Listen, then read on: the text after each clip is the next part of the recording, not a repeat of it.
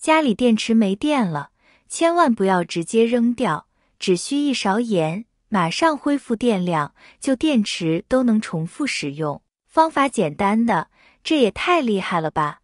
快跟着视频看看。大家好，我是小林，感谢观看我的视频。现如今社会，家里的各种电器，大电器、小电器都离不开电池的，比如小到机械手表，需要用到纽扣电池，大到煤气灶，需要用到1号电池。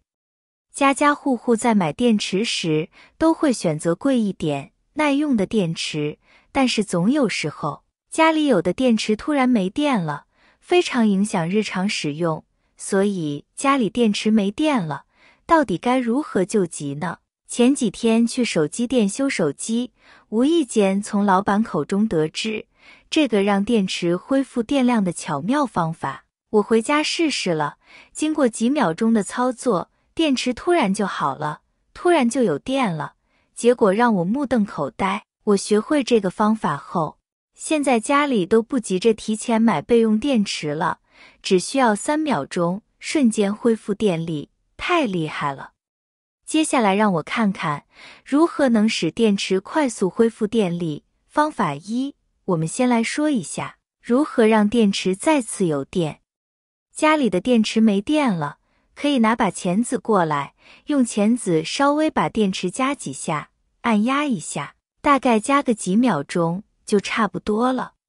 这样简单操作就可以把电池里面剩余电量给释放出来。我们把这个电池装在遥控器里面，就可以继续用上一段时间。遥控器的耗电量是比较小的。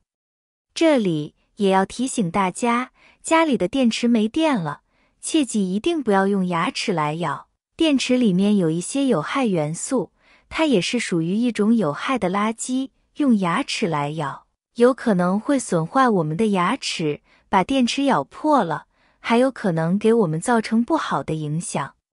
家里没有钳子，那么我们也可以用剪刀来挤压一下，剪刀家家户户都有，我们只要利用剪刀的内侧来按压一下电池，同样也可以让电池再次恢复电力，这样也不会破坏电池的结构。简简单单，只需要花上个几秒钟时间，电池瞬间就恢复电力了。方法也是比较实用的。方法2，2颗电池以这种十字形状叠加在一起，叠加的时候要注意，表面非常光滑，特别容易滑掉。再用手轻轻地按压每一面，按压几秒钟，接着将上下的电池换一个位置，继续按压，同样按压几秒钟。再把电池返回遥控器，就可以神奇地发现，遥控器就可以开始正常的用了。原理非常的简单，废旧的电池利用这种按压方式，就可以把电池里面剩余没有完全耗尽的电量完全释放出来。由于遥控器的耗电量非常小，就可以继续利用。遥控器就不用单独买电池了，就一直有用不完的电池，是不是非常棒了？也非常的省钱的。方法3，准备一个不喝水的杯子，把没电的电池取出来。挑选电池的时候要注意，电池表面已经明显发生了质变，可以看到上面湿湿的，有液体渗出来的样子，已经出现了电质，不能再用了，容易导致漏电的情况发生。像这种的坏掉的电池一定要挑拣出来，把它扔掉的电池放进杯子里面，加1大勺食盐，接着往里面倒入烧开的水，到8分满的位置，用筷子将它搅拌搅拌。这个过程中水溶液就变成了电解质溶液。电池主要是分为正负两极，我们不断搅拌的过程中，电解质溶液则增强了电池内部的离子传导。电池的工作原理基于氧化反原反应，正负极材料在电解质溶液中发生电子的转移，食盐原溶液改善了离子的传导环境，从而使电池内部的化学反应能够更有效地进行，最终产生一定的电能。搅拌好，把杯子放在一旁，静置20分钟。静置的时间比较短的话，就起不到任何作用。20分钟过去了，现在也已经差不多了。用筷子把里面的电池给它取出来，用纸巾将上面的水分擦干，一定要完全擦干，不能留一点点水渍在上面的。现在我们来试一试，刚才没有电的那几个电池现在是什么状况了？